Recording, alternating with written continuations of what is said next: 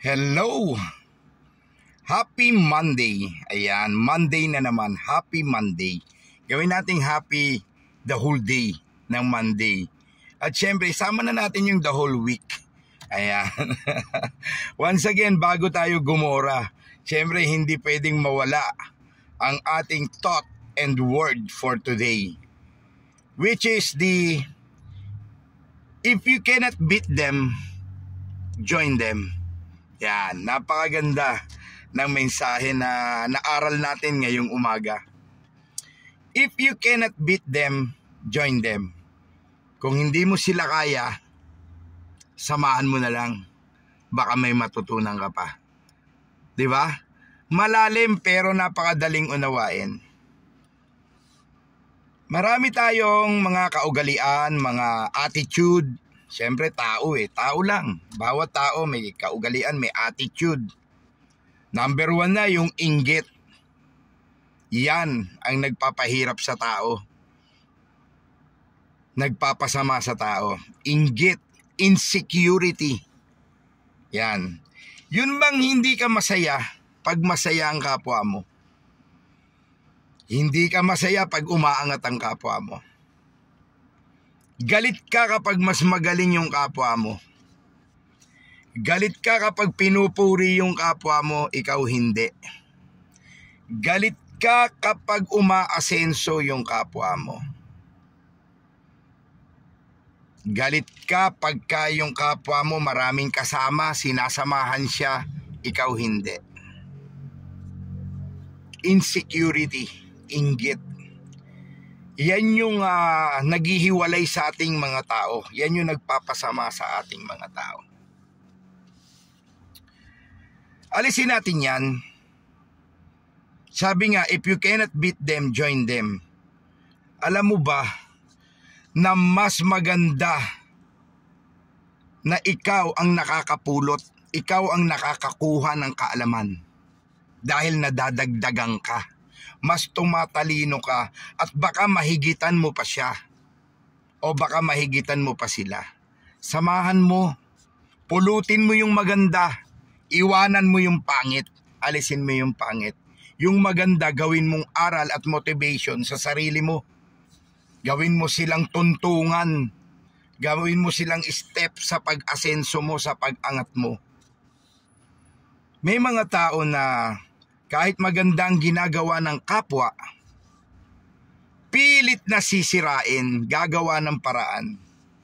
Meron nga sa Facebook gumagamit pa ng dummy account. May ginawa yung isang grupo na napakaganda, lagi nilang ginagawa. May isang gumamit ng dummy account. At kung ano-anong pangit sinira, kung ano-ano ang kinument niya, syempre hindi naman malalaman kung sino siya. Alam mo anong tawag doon? Traidor. Hindi mo kayang lumaban ng harapan, nagtatago ka sa dummy account. Ba't hindi mo sabihin ng harapan?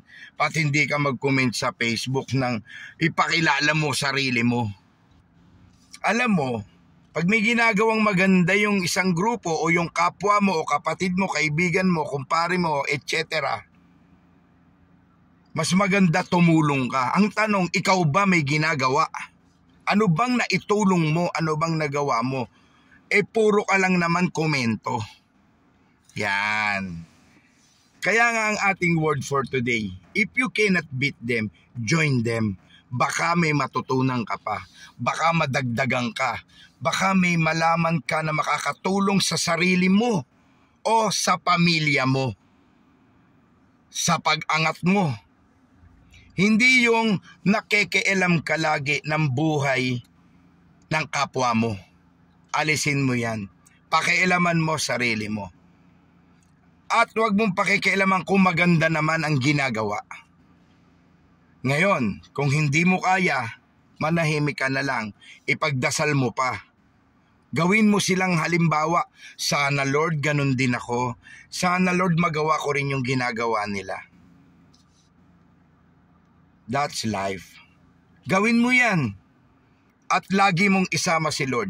Tandaan mo, ang blessings, nandyan lang lagi sa tabi natin. Ang blessings, umaapaw sa mga taong nagpapakumbaba, sa mga taong nagbibigay, sa mga taong walang insecurity, walang inggit sa katawan. Alam nyo, alam naman natin lahat, panahon pa ni Jesus Christ or before Christ pa, BC, meron na niyan. Kaya nga meron bayong Panahon ng hapon may bayong, di ba? Nakabayong, nagtuturo. Di ba? Before Christ pa may ganyan na. Sino ba yung nagturo kay Kristo? Di ba si Judas? Lahat yan. Nangyari na noon yan. Bakit hahayaan nating hanggang ngayon mangyari yan? Alam mo kapatid, read the Bible. Makinig ka at magbasa ka ng salita ng Diyos. Malalaman mo ang katotohanan ng buhay. Maging maligaya tayo, be happy, choose happy. Choose happiness. Piliin mo maging masaya. Asikasuhin mo pamilya mo. Asikasuhin mo sarili mo. Asikasuhin mo yung pag-unlad ng buhay mo.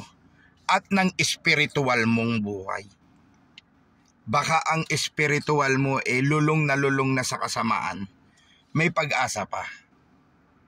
God bless and more blessings. Certified turista, ang lalaking walang pahinga, always on the go, always on the move. Gora na tayo!